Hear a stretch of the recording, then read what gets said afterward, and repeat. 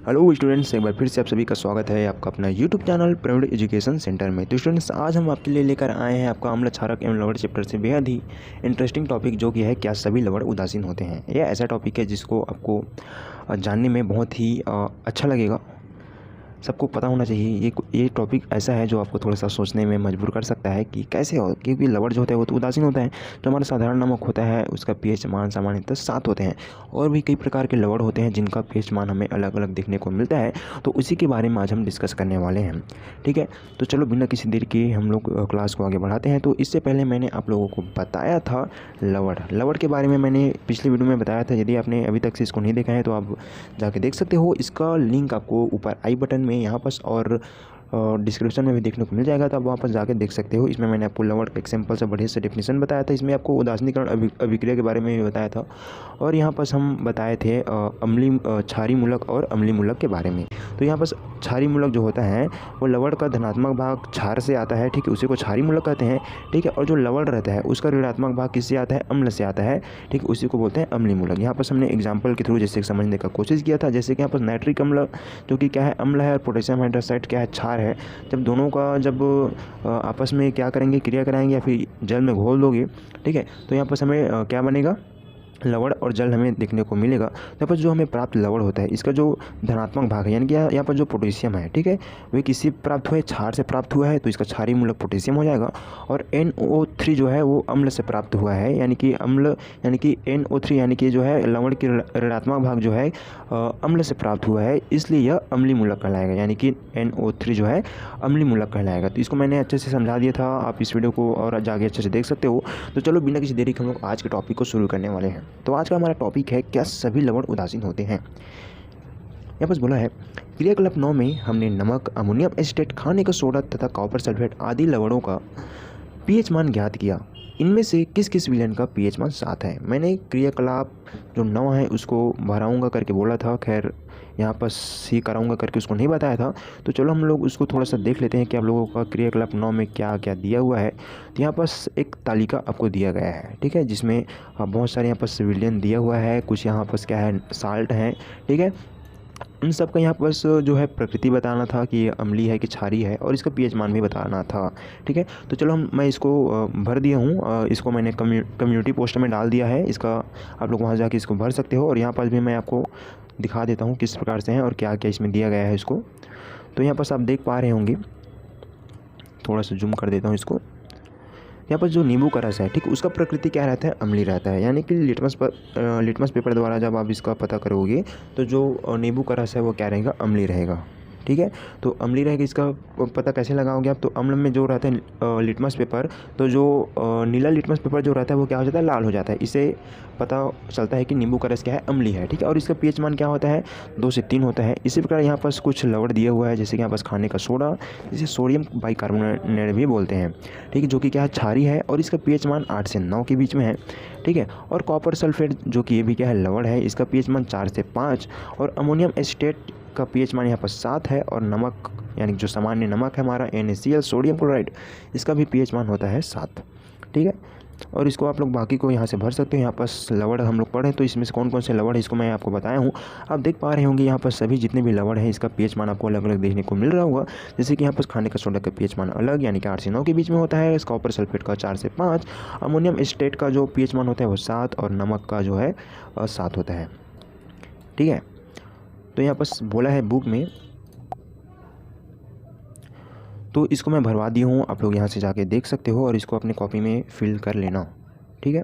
तो चलो हम लोग देखते हैं, बुक की ओर आगे बढ़ते हैं। यहाँ पर बोला है क्रियाकलाप 9 में हमने देखा है अभी देखें जस्ट कि इसमें नमक, अमोनियम एसिटेट, खाने का सोडा तथा कॉपर सल्फेट आदि लवण का पीएच मान हमने ज्ञात किया। इनमें से किस किस लवण का पीएच मान 7 है? मैंने आपको बताया सारणी, उसमें से उसको आप देखकर बता सकते हो कि किसका किसका पीएच मान 7 है। तो हमने देखा कि जो सामान्य खाने का नमक है उसका पीएच मान कितना है? 7 है, ठीक है।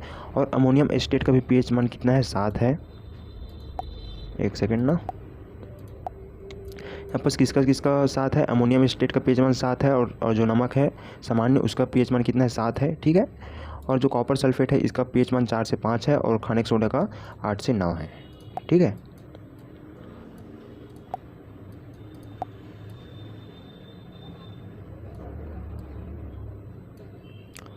यहाँ पर आप बता सकते हो, यहाँ पर आप सारणी को देख के बता पाओगे कि कौन से विलयन का पीएच मान 7 है। तो यहाँ पर नमक और अमोनियम स्टेट का पीएच मान 7 है। खाने का सोडा का पीएच मान 8 से 9 के बीच में हम लोगों ने देखा है, ठीक है। तो इसी को यहाँ पर बोला है। अब चलो देखते हैं आगे। यहाँ पर बोला है अम्ल और क्षार के मध्य उदासीनीकरण अभिक्रिया से लवण बनते हैं। तो सोचिए लवण के पीएच मान अलग अलग क्यों आए, ठीक है ना, सोचने वाली बात है ना। यानी कि अम्ल और क्षार को जब हम लोग आपस में मिलाते हैं तो उदासीनीकरण अभिक्रिया के थ्रू जो हमें क्या प्राप्त होता है, लवण प्राप्त होता है और साथ साथ जल भी बनता है, ठीक है। तो यहाँ पर जो हमें लवण प्राप्त हुआ तो उनका पीएच मान अलग अलग है। जैसे कि हमें खाने का सोडा का पीएच मान 8 से 9 के बीच में हम लोगों ने देखा, नमक का पीएच मान 7, अमोनियम स्टेट का 7, ठीक है। कॉपर सल्फेट का हम लोगों ने पीएच मान देखा, उसका था 4 से 5 के बीच में था, ठीक है। यानी कि इसका पीएच मान अलग अलग आ रहे हैं, ठीक है। इसे समझने के लिए हमें प्रत्येक लवण में उपस्थित अम्लीय तथा क्षारीय मूलक की प्रकृति को जानना होगा, ठीक है। साधारण नमक यानी कि जो है सोडियम क्लोराइड में क्षारीय मूलक Na+ जो कि है प्रबल क्षार सोडियम हाइड्रोक्साइड से तथा अम्लीय मूलक Cl यानी कि Cl- यानी कि क्लोरीन प्रबल अम्ल हाइड्रोक्लोरिक अम्ल यानी कि HCl से आते हैं, ठीक है। यानी कि जब हम जो खाने का जो नमक रहता है यानी कि सोडियम क्लोराइड रहता है वह सोडियम हाइड्रोक्साइड, ठीक है, जो कि क्या है प्रबल क्षार है, ठीक है। तो सोडियम हाइड्रोक्साइड के Na+ आयन और हमारे जो हाइड्रोक्लोरिक अम्ल है जो कि क्या है प्रबल अम्ल है उसके Cl- आयन से मिलकर NaCl यानी कि लवण का निर्माण होता है, ठीक है। तो इस प्रकार प्रबल अम्ल तथा प्रबल क्षार से बने लवण के विलयन की प्रकृति उदासीन होती है, ठीक है। यहाँ पर नोट करने वाली बात है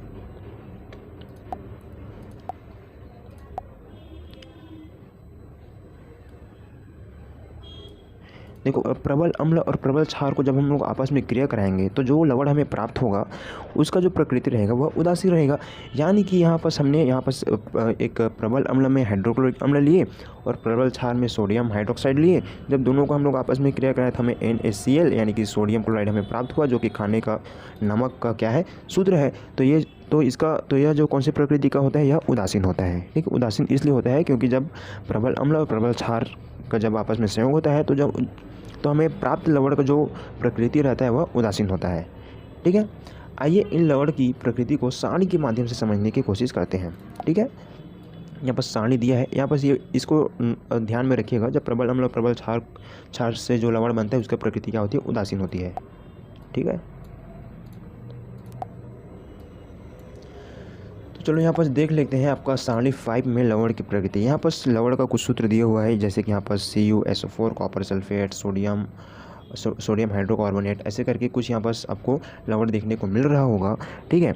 यहाँ पर क्षारीय मूलक का कुछ स्रोत यहाँ पर दिया हुआ है, ठीक है, और यहाँ पर अम्लीय मूलक का स्रोत यहाँ पर दिया हुआ है, ठीक है। तो यहाँ पर आप देख पा रहे होंगे ये जो कॉपर सल्फेट जो लवण है, ठीक, कॉपर सल्फेट जो लवण है वह कॉपर हाइड्रोक्साइड जो कि क्या है दुर्बल क्षार है, ठीक है।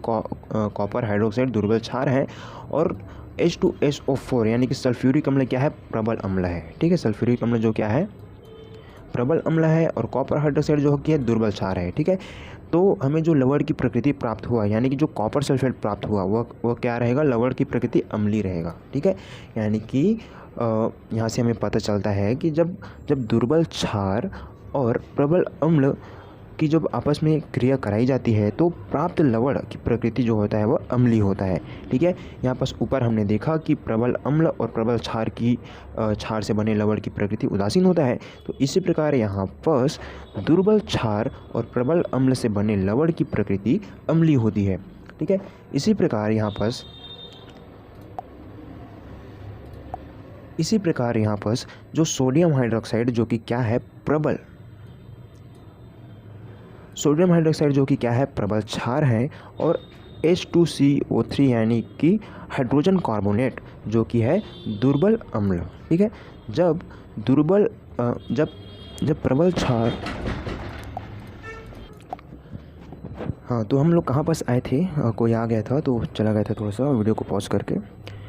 तो यहाँ पर हम लोग देख पा रहे होंगे कि जो प्रबल क्षार हैं और दुर्बल अम्ल, ठीक है, से बना जो लवण है, ठीक, यहाँ पर क्या बना है सोडियम हाइड्रोजन कार्बोनेट जो कि लवण है, इसका जो प्रकृति कौन सा रहेगा क्षारीय प्रकृति का रहेगा,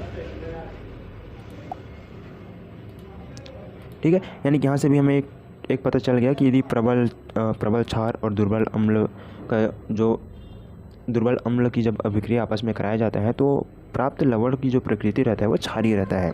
ठीक है, इसी प्रकार यहाँ पास आप लोगों का एक लवण है यहाँ पास जिसका नाम है अमोनियम एसीटेट। ठीक है, अमोनियम एसीटेट जो है वह क्षारीय मूलक का स्रोत यहाँ पास है अमोनियम हाइड्रोक्साइड जो कि क्या है दुर्बल क्षार है, और यहाँ पर CH3COOH यानी कि एसिटिक अम्ल जो कि क्या है दुर्बल अम्ल है।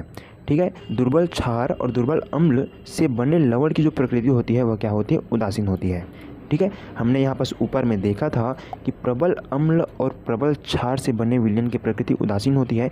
इसी प्रकार यदि कोई क्षार दुर्बल है और कोई अम्ल क्या है दुर्बल है, ठीक है, जब दुर्बल अम्ल और दुर्बल क्षार की आपस में क्रिया कराई जाती है तो बनने वाली लवण की जो प्रकृति होती है वह उदासीन होती है। ठीक है, जिस प्रकार से प्रबल अम्ल और प्रबल क्षार की क्रिया से बनने वाली लवण की प्रकृति उदासीन होती है, उसी प्रकार दुर्बल क्षार और दुर्बल अम्ल से बनने वाली लवण की प्रकृति उदासीन होती है।